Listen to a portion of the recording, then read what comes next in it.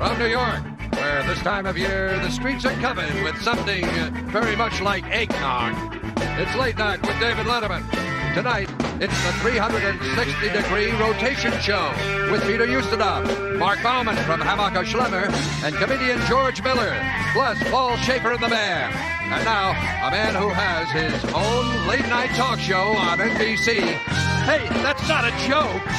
David Letterman.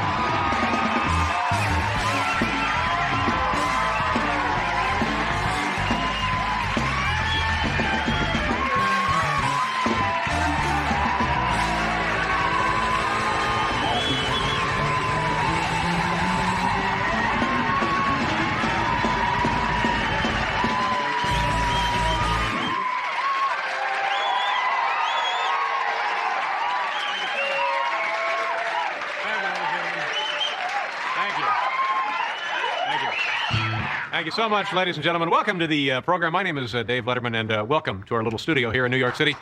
I didn't get a chance to see the entire set of hearings today. Has John Dean testified yet, or was it? You know, I hate to say something that's going to depress all of you this time of year, being so festive and the holidays just around the corner, or are they just up the street? No, I guess they are just around the corner. There was a sad event here in Midtown Manhattan today, and the kind of thing, unfortunately, that you read about from time to time. A man, very despondent gentleman with a severe stomach ulcer, took his own life today by ordering the rib dinner at Bojangles. So,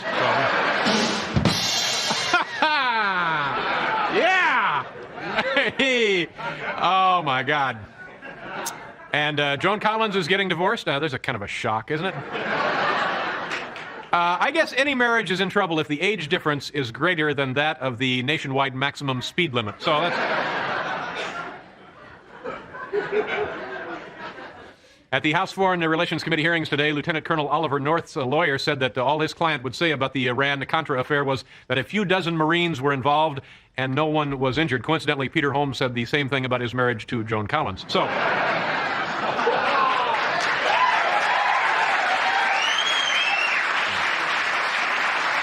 Thank you so much.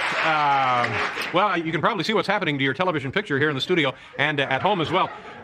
Ladies and gentlemen, on August 15th, 1932, CBS experimented with a television transmission, and I believe the name of that program was called The Worldwide Review. That was in 1932. Now, since that time, of course, we've had local television all over the country. We have network television. We now have cable television. We have satellite communications. We have color television. We have stereo television. And now, tonight, another experiment, another step forward.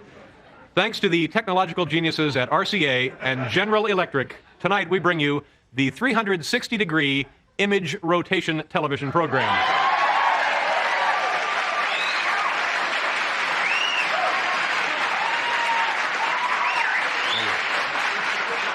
That's right, tonight during our program, the picture will rotate once entirely, as I'm guessing many of you do at home. You think it's annoying now, wait about 10 minutes. It's kind of starting to sicken me, as a matter of fact.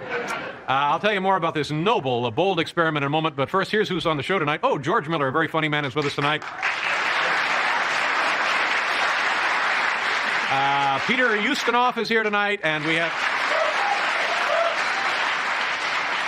You know, this has actually given me vertigo. From Hammacher Schlemmer, we have a gentleman named Mark Bauman, and he's here with new gift items from Hammacher Schlemmer. And now, kids, it's time... It's Paul Schaefer, folks.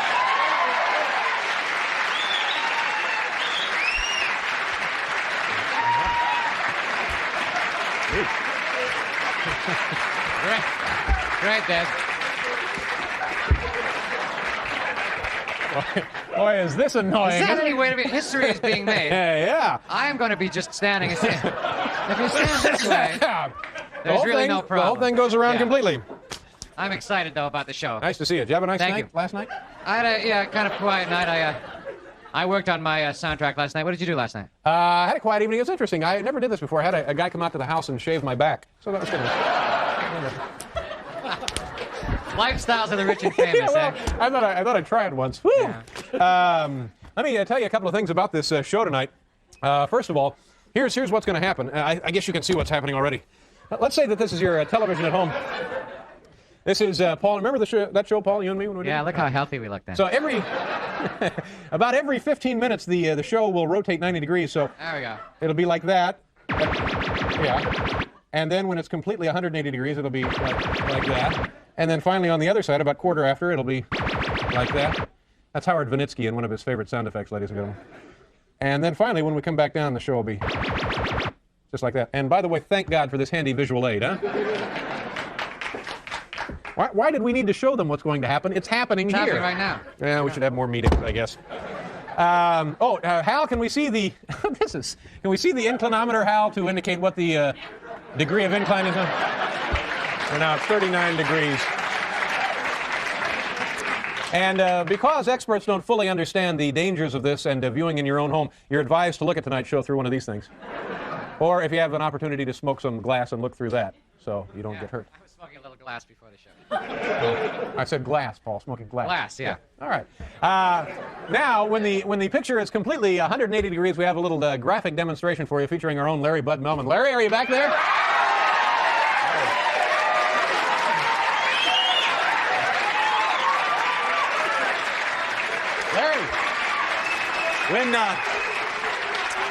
Larry, when we get to 180 degrees, what are you going to do there for us? I'm going to dance upside down on the ceiling. Uh-huh. And all right, do you know how to dance, Larry? Yeah. And is that your own suit? Sure. Yeah. Okay. So that'll be when we're completely Yes. upside down. You'll be dancing to. Do you know what the music will be? Larry. Huh? Top hat. Top hat. Okay. So Larry will be dancing on the ceiling. He's going standing like on the clockwork. ceiling right now, isn't he? Yeah, he is. He's standing on the ceiling. But see, when it's turned upside down, it'll be. It'll be what? I don't know. We'll just edit that out. Okay. And now, while we're waiting for this wonderful experiment to unfold in our laps, let's do some dumb ads. Actual advertisements culled from actual periodicals from all over the free world. Paul, do you have music for dumb ads tonight? There's actual periodicals called from all over the free world. Yeah. They're called dumb ads. Okay, here we go. Thank you very much, Paul. Our first ad, how to turn a dirty diaper into a bundle of joy. You know, I think a Christmas gift always means so much more if you make it yourself, don't you? Here's an ad. It says, introducing Adidas, the fragrance. Someone smells like running shoes.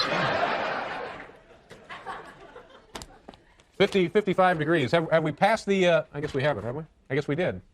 Isn't that, this is a kiss the fat goodbye is what it says here, see? Isn't that how Dan Rather ends the evening news? What happened to our little 45 degree message? Did we pass that? I was at 90, Dave. Oh, 90, I'm sorry. Forgive me. Okay. That's Hal Gurnley, our director in the booth tonight. Here we have Hal Gurney, I'm sorry. Here we have an ad that says, Allegheny Hearing and Speech Associates, dead or hard of hearing. This must be a pretty powerful hearing aid. Here we have, let's not do that one. Okay, here we have a little something. Now we'll pay you to watch TV. Boy, those folks at the new Fox network are really desperate, aren't they? Here's something. What's a correction from a newspaper in Boston? Correction. The new Chinatown restaurant ad that ran in Sunday's Journal was incorrect. It read, it should have read, we regret any inconvenience this may have caused.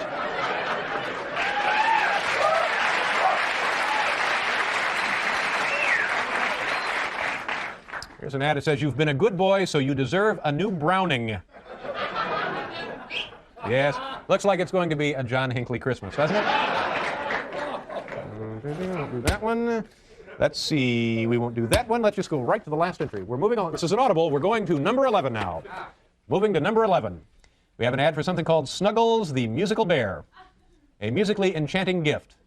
And you can see there on the heart it says, touch me. And I guess from the location of the pillow, Snuggles gets his thrills any way he can. Is it music for us? Okay. All right, how close are we now to... We'll do a commercial and then we come back. Right after the commercial. Okay, it's a very exciting night for us. Peter Ustinov is here and George Miller and Mark Bauman from Hemmicker Schlemmer. Plus, we're rotating the image for your enjoyment at home. So we'll do this and more. Thank you so much, ladies and gentlemen. Thank you very much. Welcome back to the show. And if you're just joining us tonight, we're rotating our image for your enjoyment at home. And I think we're coming very close to the 90-degree mark, aren't we, Hal? Pretty soon, Dave. Okay, pretty soon. Any second now, we'll hit the 90-degree mark. We have achieved 90 degrees. 1/4 revolution and proceeding. Please, no flash photos.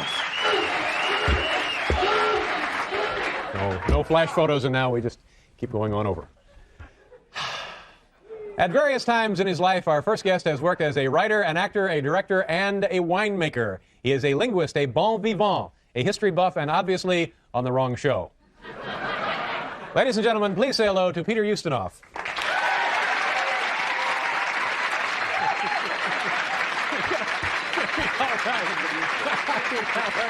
Come on over here. Be very careful. It's hang on.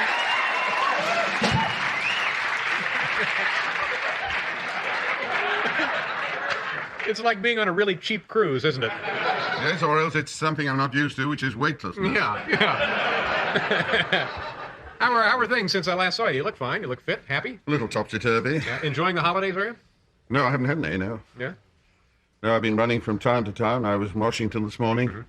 I'll be in Ottawa tonight. Yeah. Somebody mentioned to me that you do a Ronald Reagan impersonation. Is that true? No. Okay, good. I was on the Great Wall in China just quite recently. How It's recently? very exhausting, about 6 weeks ago. Uh-huh. Very exhausting. And I got very tired at one point because it's almost this angle. And I got to a point where I had a camera with me. I had the television with me, and I said, both Nixon and Reagan gave up here because it's a very strenuous wall. They both decided to stop and make a statement, and Nixon was so out of breath and mentally fatigued by it, he couldn't think of anything to say except, it's a great wall. But I think I heard that Reagan had something else to say. He said, well, this great wall of ours, of theirs. That's not bad, Reagan. Thank you. When was the last time you were in Russia? The last time? Yeah. About 4 weeks ago. I had to go for a very short time. Is this? Did you get a chance to meet Gorbachev then? Have you Yes, met the man at all? yes, yes. And how did he strike you? He didn't. Uh-huh. No. Anton, stand by. Thank you. What was the nature of your exchange with the man? Well, I went together with some very distinguished Americans, such as Arthur Miller, James Baldwin, Alvin Toffler, in order to discuss what the next millennium should be like. And it was an extremely interesting, very affable meeting. And what did you come up with? What should it be like? We can't. I mean, that would be silly to say that we came up with anything. Except he did encourage us in our work, together with some sociologists and people like that. And he said, we have many deficits in the world. The most crushing of them is the lack of new ideas. And I thought that was wonderful, coming from a country which has been very satisfied with old ideas for a long time. It was very unusual in any case. We of course have no problem coming up with new ideas on this show, and I give you this piece of crap right here. We're at 116 degrees now. But does Gorbachev seem like a man with a? I look like a man who's entirely bald with a bushy white beard.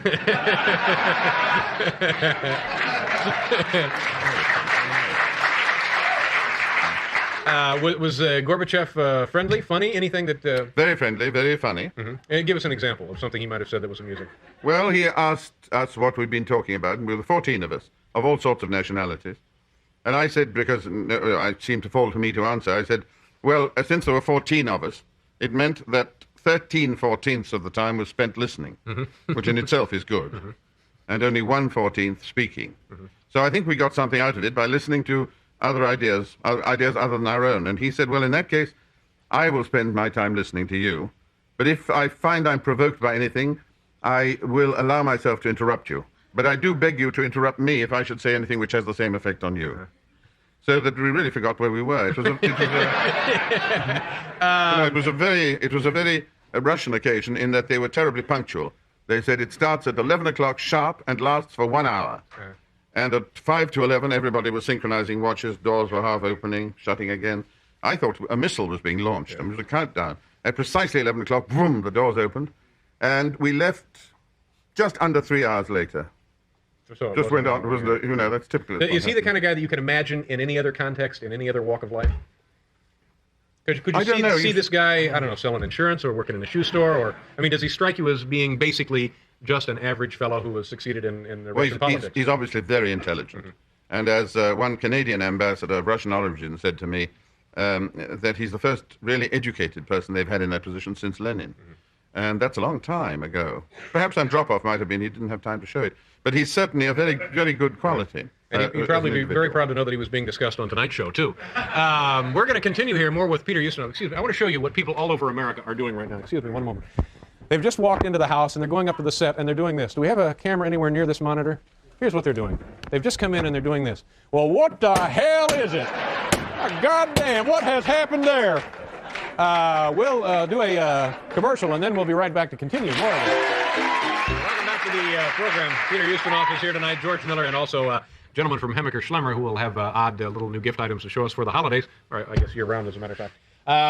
Tell me the story about when you were a boy in school and you wrote an essay critiquing the work of one of your classmates. Does that ring a bell with you? Nothing at all. All right. Nothing at all. Make something up then.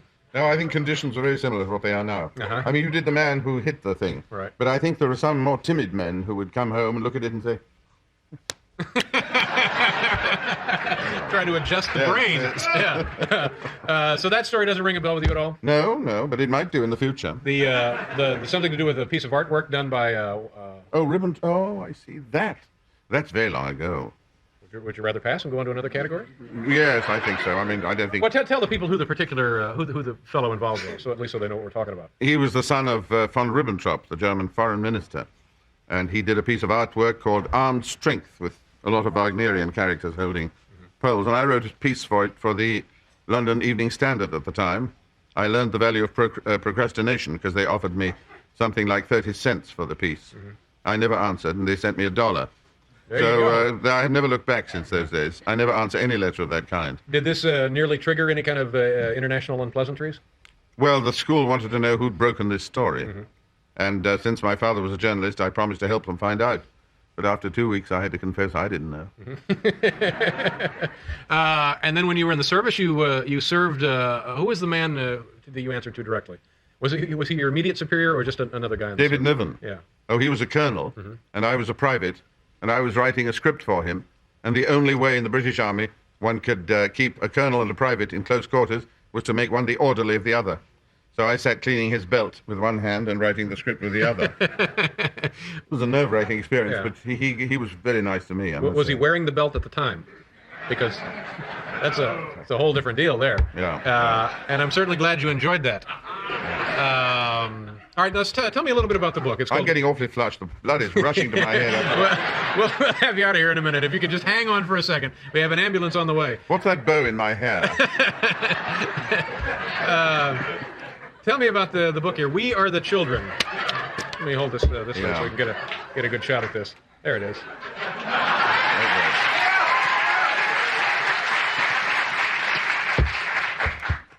That's a book written by Judith Spiegelman, who works with UNICEF, and it's the 40th anniversary of that noble organization. And you're represented in here? Oh, I'm represented in one little piece there, which is very flattering, and, well, I'll let you discover it for yourself. It's entitled Barking for UNICEF, and exactly what does that refer to, barking for Well, UNICEF? it's a habit I've got of trying to, when you see a lot of African or Chinese children in front of you, and they look so full of hope, and they're there because they know you've come a long way, and you don't know how to communicate, because I speak very few African languages. And see, that's my trouble too. I speak 2 or 3 at the top. And we don't speak the same ones. Yeah. And so that I usually bark at the children. And that creates an immediate bond. So the children are all gathered there, and I suddenly go, "Row, row, row." They're extremely frightened because something tells them I'm not a dog. Yeah. But I think we have something here. We have achieved 180 degrees, absolute inversion and proceeding. The current temperature is 44 degrees. The barometric pressure is falling from 30.10. And the wind at Teterboro Airport is from the northwest at 6 knots. Oh, that's nice. Okay. And we're going on. All right. At any rate, this is on sale, bookstores everywhere, I'm assuming? yes, it's out now, yes. We Are the Children, featuring an offering in there by yourself. Nice to see you again. Thank you very much for putting up with this nonsense. Not at all. I enjoyed it enormously. Will there be another noise at 181 degrees? No, there'll be another one at, I think, at 270. That's when it'll be 270. Peter Ustinov. We'll do a commercial and then station identification, and then we'll be right back. Hi, welcome back to the show, ladies and gentlemen. And before we lose it almost completely here, we want to show you our own Larry Budd dancing on the ceiling. Larry, are you ready? Yeah. Okay, Paul, are you ready? Okay, folks, here it is, our 360-degree reversed, or what do you call it, rotated image show. Go ahead, Larry, take it away.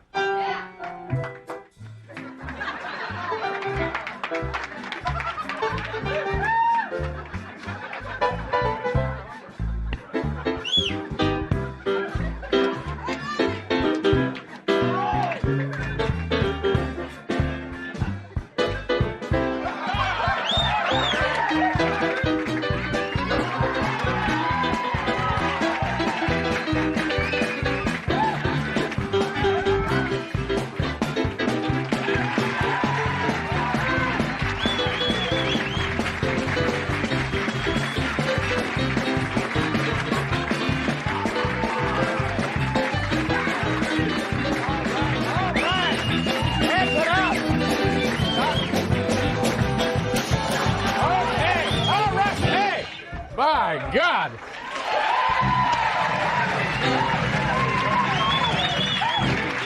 Thank you. So, Gene, so you really can dance. Nice job, Larry. Thank you. I have a recurring nightmare that's awfully similar to that. Tomorrow on the program, Jane Seymour will be here, and Robert Klein, and the man with the world's strongest teeth, Joe Ponder. That's right, Joe Ponder will be here with his teeth. They're the world's strongest teeth, you know, and Joe travels with them frequently, and he'll be in town with his teeth tomorrow for the holidays, and he'll be on the program. And now, let's get on to our top 10 list from the home office in Milwaukee tonight. The category is Top 10 Adjectives Rarely Associated with NFL Linesmen. Rarely associated with NFL linesmen. Top 10 adjectives. Number 10, breaded. Number 9, Bambi-eyed. Number 8, Chocolicious. Number 7, cable-ready. Number 6, alive with a taste of real pecans. Number 5, Van Johnson-esque. Number 4, delicately scented. Number 3, hickory smoked. Number 2, Broadway bound. And number 1 adjective rarely associated with NFL linemen, Hasidic.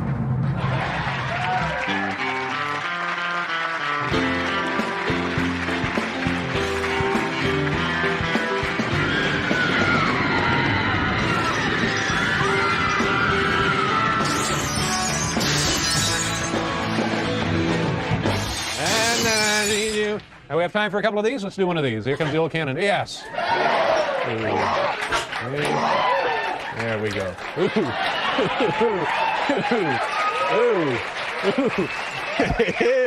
Well, one of them coughed up a wad of Swiss steak. Ew. Yeah. We'll be right back to meet the man from Hammacher Schlemmer, Mr. Mark Brauman. Ladies and gentlemen, welcome back to our 360-degree rotating image program. Now, if you're like me and haven't taken care of your Christmas shoplifting yet, I enjoyed that. You might be interested in some of the items my next guest has here tonight. He is the executive vice president of a very interesting store called Hammacher Schlemmer. Please welcome Mark Bauman. Mark, come on out. Hi, Mark. Nice to see you. How are you? I see here that your store was established in 1848, New York's most famous store since before the Civil War. That's right. That's a pretty impressive record, and it's been in business continuously? 139 years. Yeah. And tonight we have top of the line, the new line for the holidays. Right. All right. Yeah, we've always been known for our unusual products, and I we think got to keep a lot of this tonight. stuff, right? Sure, why not? Okay, what do we have here, Mark? Okay. Because we had a guy here last year from Sharper Image, and we didn't get to keep anything. But tonight we get to keep it. Right, of course, everything. All right, okay. Here we have the exercise bike lawnmower. Uh-huh. And I'm sure you probably wanted to have a riding mower to do your lawn. You get on this? Just step right on there. Yeah. And so it's you're not supposed to do that. Quite durable, then I see, Mark. What is that, cast iron? No, that's fiberglass. All right, so you get on there and you... Right. Just start pedaling. Pedaling, and this actually will mow your lawn? Right. Yeah. But what's the purpose of that exactly? Get an aerobic workout while you're mowing your lawn. Oh, I see. And I can't back up on the thing. Oh, jeez. Okay. All right, and what does that go for? Why can't you back it up, Mark? Well, you're supposed to mow in the forward direction. Oh.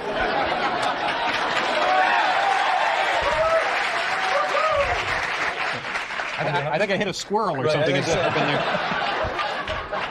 Okay.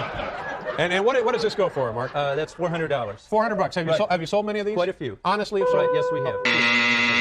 Oh, look, for 270. We have achieved three-quarter revolution, approaching restabilization. Please return all magazines. All right. So Now you have sold a lot of these. Right, we have. Okay. And what's next here, Mark? We call this the face-down lounger. Face-down lounger. Right. Norwegian physical therapists recommend that you lie in a face-down position. What's the name of that Norwegian physical therapist? She's not giving out her name. Okay, you want me to try it? Or do you want Right, to no, try I'd it? like you to try it. All right, and just kneel right here. Kneel here? Yeah, kneel there and then lean forward. And puts no pressure on your spine. All the way down. There you go. And you're... I guess you put this out in the yard next to your mower, right? So but you can't, what's the deal here? Well, the idea is you can read a book or relax. Well, how exactly would you read the book? Well, you're supposed to look through that opening. Yeah, I can see it. Okay, so put your hands up under your lovely face. view of the floor, by the way. Yeah, this If you is had a good. book, you could be reading it. Yeah. And what does this go for, Mark? That's 300. Yeah. But no pressure on your spine whatsoever. Well, you can pretty much do this without the device. You can pretty much lie down in your stomach anywhere, couldn't you? Right, but that puts a lot of pressure on your organs. Yeah, right. Okay.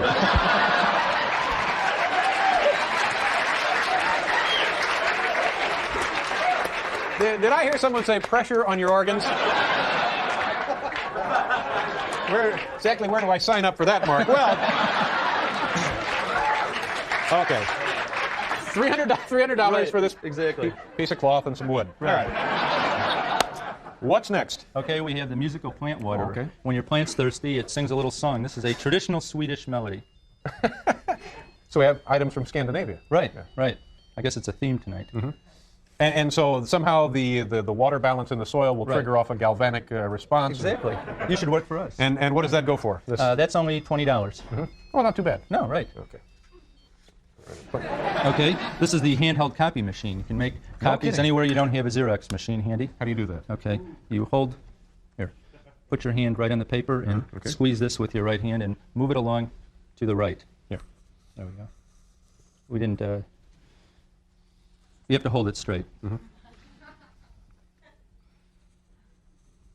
Well, that's pretty impressive. There you go. Yeah. And what would be the application of this, you suppose, Mark? Well, I guess you'll have to use your imagination. and how much does this cost? $350. Ooh, boy, oh boy, oh boy, oh boy. $300 and you can copy virtually anything. Right, virtually anything. And we have to go to this? We have to go to the Okay. last one. Because this will be probably the best item of the bunch. This will be the most exciting, the most spectacular, the most fun for all of us, right? Right. All right, let's get right to Okay, it. you can step right up here. This is the Opsvik Arboreal Chair. It's the what? Opsvik Arboreal Chair. It's the Opsvik Arboreal Chair. Right. Just like a tree. Just climb right up. Step right up there. Step right up here. And then you're supposed to sit on this part. Supposed to sit on which part? This part? No, here. Well, you could if you wanted. And aside from making you feel like a jerk, what is this good for? What exactly is the point of this? Well, I don't know. It's very attractive. It's supposed to be... I know, we all know it's very attractive, but whoa, other than that, be careful when you walk. How much does this cost? $3,700. $3,700. Right, Now, you exactly. haven't sold a one of these, have you? Not yet. Not yet. All right. Thank you, Mark. Nice meeting you. Mark Bauman from Hamilton Slim. We'll be right back. Now, my next guest is a very funny gentleman who can be seen in person on December 12th through the 14th at Chip Flato's San Antonio Comedy Club. As always, it's a pleasure to welcome to this show George Miller. George.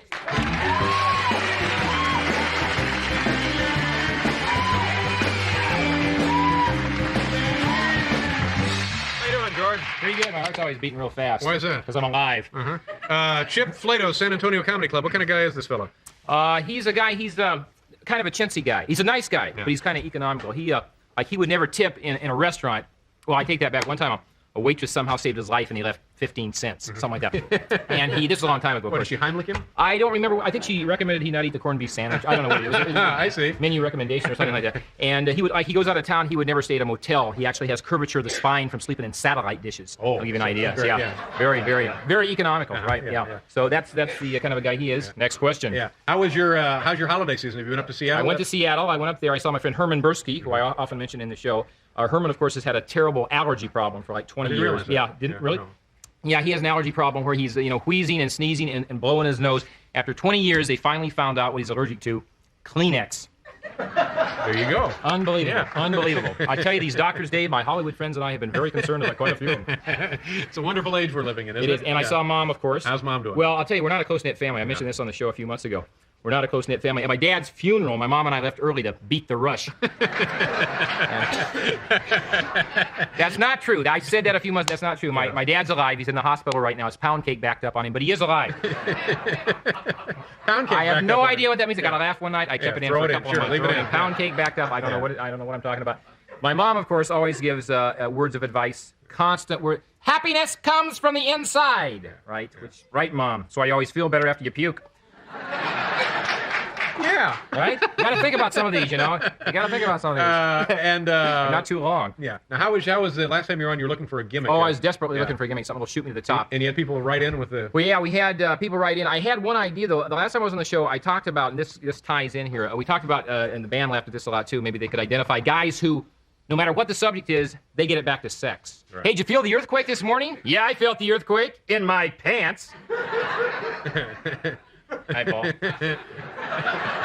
I'm like you. I like to refer to Paul about 80 times a minute. Yeah. So, anyway, then we were thinking. See, we started talking. Somebody said, "Hey, you're the in the pants comedian." Maybe that would be but not sexually. We were thinking maybe you could use it as like a skeptical. If you were skeptical of somebody was trying to hand you a load of nonsense.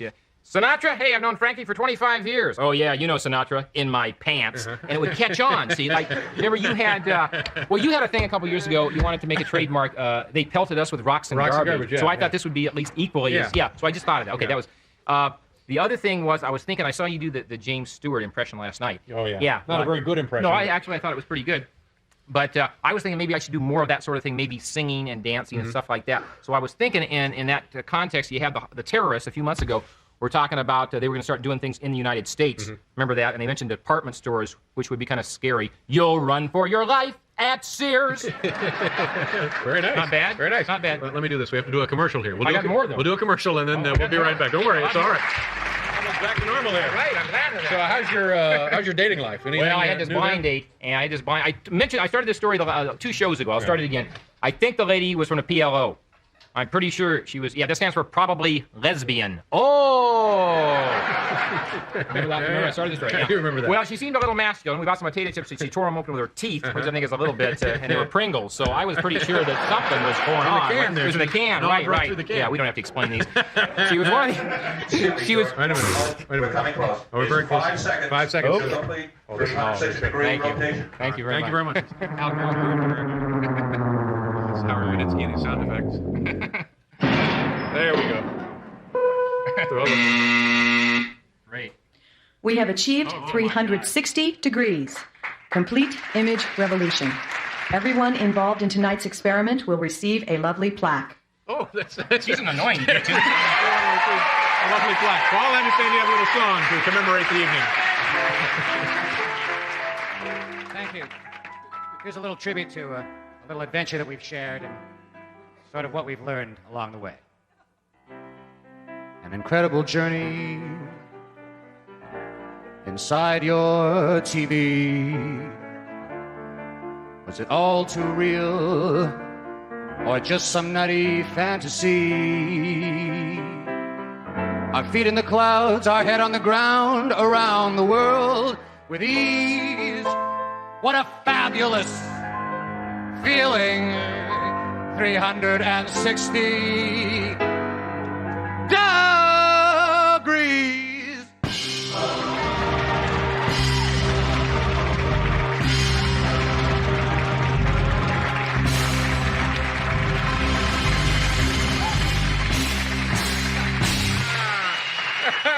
Where are the showgirls? That sounds like showgirl music.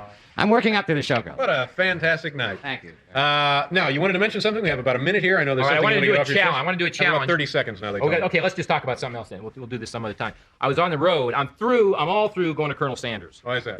Thank you. There's too many decisions you got to make. You want original recipe, crispy, extra crispy, all burnt to hell. I don't know what to tell these people, right? And I'm at, you ever go to Baskin-Robbins? Yeah, all the time. You ever go to, really? Can't keep me out of the place.